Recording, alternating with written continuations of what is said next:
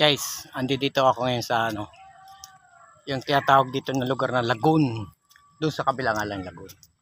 Itong Lagoon na to, itong kwadra na napakalaking lote ni Aguirre. Yan, Aguirre. Yan, napakalawak po rito. Katinaki ilong. Yan, ito nasa likod ko. Ito pa yung kwadra. Ang dating taniman ng mga gulay po rito, mga guys. Yan. Papakita ko kung gaano kalawak po rito.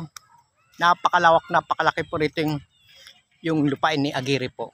Dati dito yung praktisa ng mga yung tinatawag na mga kabayo. Dito yung praktisa ng mga kabayo. Dito rin ang dating taniman ng mga lahat ng klaseng mga gulay. Dito napakalawak po mga guys. Yan, ipapakita ko po. Yan. Napakalaki, napakalawak po rito yung lupa ni Aguirre po.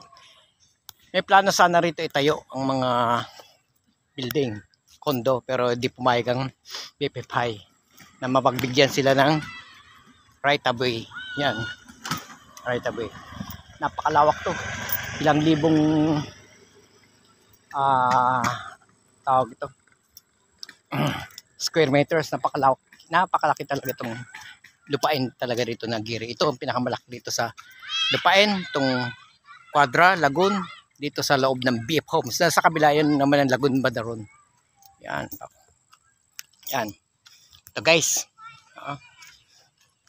Ipapakita ko po. Yan. Yan napakalaki.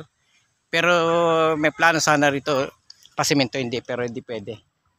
Hindi pwede yan. Yan.